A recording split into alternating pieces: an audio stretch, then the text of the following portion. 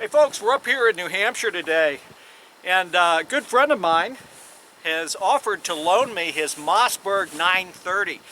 This is an auto-loading shotgun that Mossberg came out with about a year ago, and from everything I've seen and everything I've read, it's really one of those guns for not much money that cycles anything and is just a blast to shoot.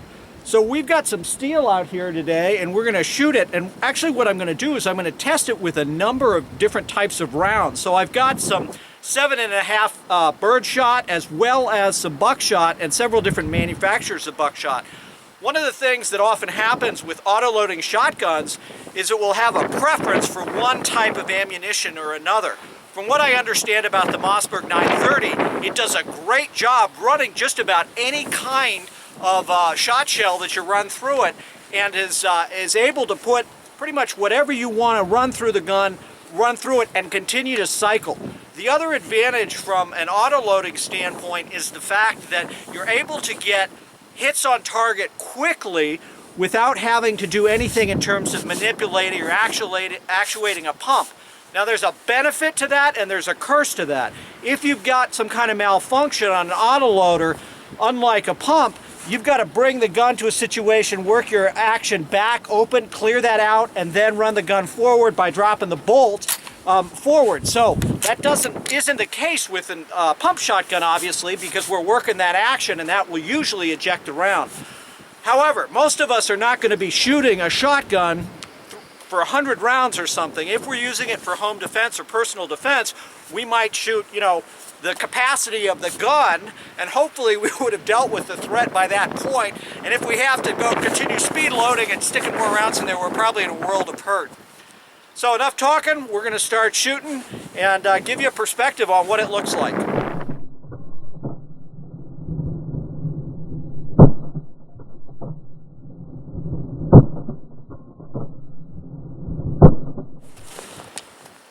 Okay, like many auto-loading shotguns, this one loads from underneath. And one of the things that I'm noticing as I'm putting these rounds in is just how smooth it is and how little resistance there is with this plate at the very base here as you're putting this in. So that makes loading easy and quick, which may be a consideration that you want to think through as you're getting or running an auto-loading shotgun. The other advantage that this gun is set up for is it has traditional peep sight. It has a fiber optic front sight, and then it has a peep sight in the rear. And it's a large aperture, so you can see, certainly down there, you can see your target. But from the standpoint of bringing the gun up, mounting the gun, finding that front sight, it's quite easy. The gun itself is light, so I'm not feeling a lot of weight as I'm picking up the gun. Has a nice big bolt right here, charging bolt. So what we're shooting right now is we're shooting the Federal 7.5 shot, and this shot is available from Walmart, generally in 100 round packs, $22 to $25. I just bought some. And it's one of those loads that a lot of people shoot, so it's a good load to test in the shotgun, because if it cycles in this, that'll give us a good sense for its ability to cycle hotter loads, particularly the buckshot loads. So let's give it a run here.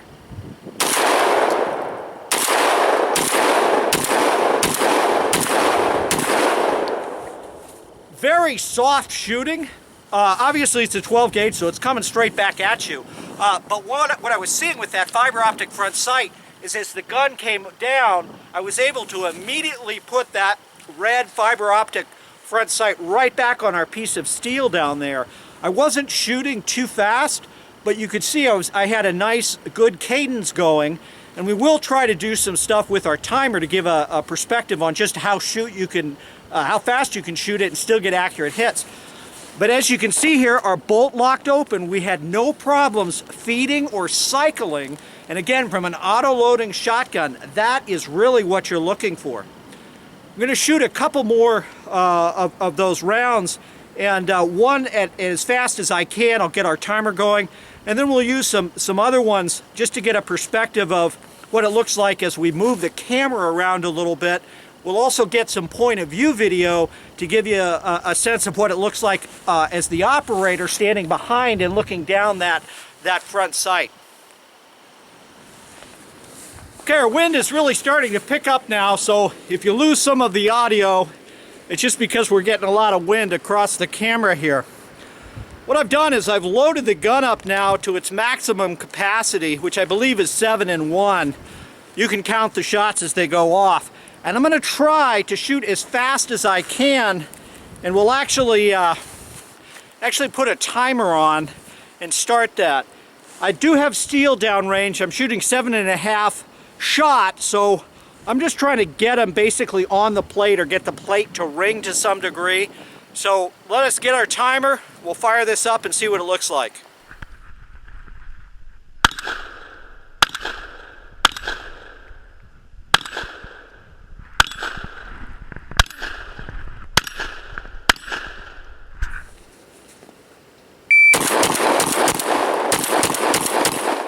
So if you were in front of that, that would be a problem. Now I have to say, I don't know this gun well enough to really be riding the trigger the way I'd want to. So I would expect I could probably improve the speed at which I was shooting as I gain some more skills and just the knowledge of how the gun runs and how it works. Again, no problem, 9 shots, 5 seconds. We were just getting them out there. I was able to get most of the hits right on target. I'm about 10 yards away from a steel plate. Kind of a, I guess it's about 9 by 11 steel plate down there. Get most of our hits right in there. So what we're going to do now is give you a point of view of that same drill from right here, looking down the barrel of the gun and shooting at that steel. Let's take a look.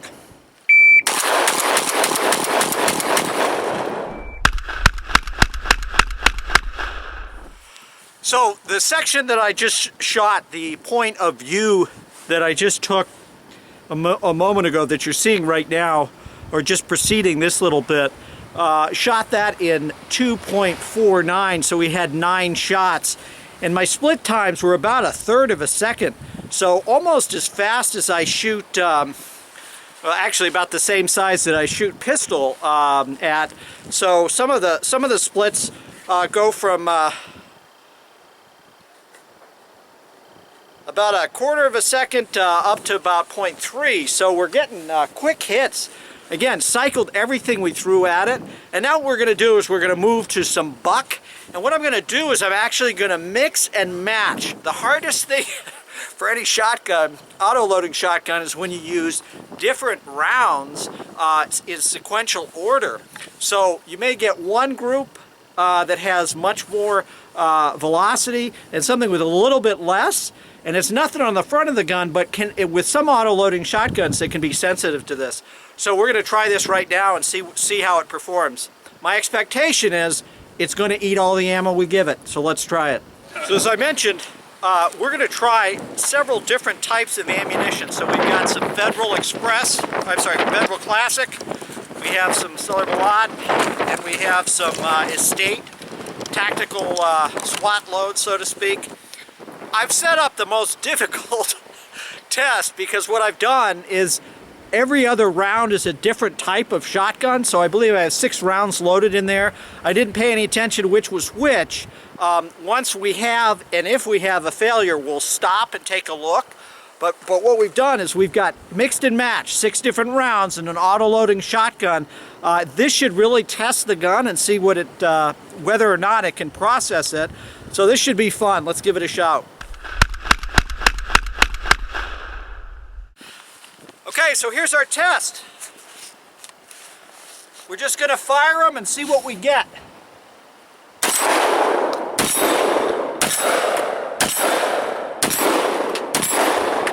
Six rounds. No problem whatsoever. And I don't know if you could hear the audible change, but on that Estate tactical load, it's a light recoiling load. And I could hear it, I could feel it because it wasn't as much of a press, but you could definitely hear it. So again, mixed and matched loads, Totally different, not a problem at all with this Mossberg right here, this 930. So from an auto-loading shotgun, this to me is just impressing the hell out of me. This thing is just great. We're going to shoot a little bit more. Let's have some fun. Sweatshirt pocket makes a great shell carrier. Absolutely.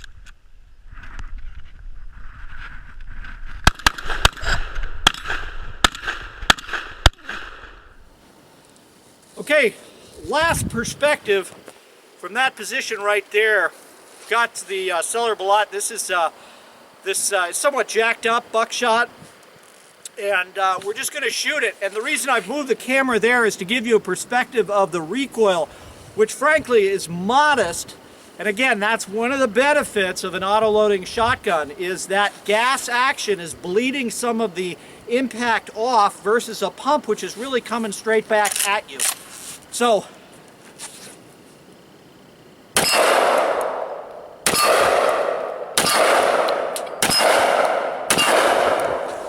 no problem. And I don't know if you could see it from that position, but it's very easy riding the recoil, especially as you're going follow through, because as the gun comes up, you simply hunt that front fiber optic sight and boom, it's right there. It's easy to see. So what do I have to say about the Mossberg 930? I want one, and hopefully I'll be able to get one soon. I am really impressed with this. I'm a fan of auto-loading shotguns. I've shot a number of different ones. I own an 1187 and an 1100, and this gun, especially if you're looking for something that has a high capacity, so 7+1 with a fiber optic sight, again, the rear peep sight, very easy to run, very controllable. It really is a nice shotgun. So that's it for today. It's a cold day in New Hampshire. I want to thank all of you for watching. We really appreciate the subscriptions and all the great feedback we're getting. And as always, make sure you stay safe.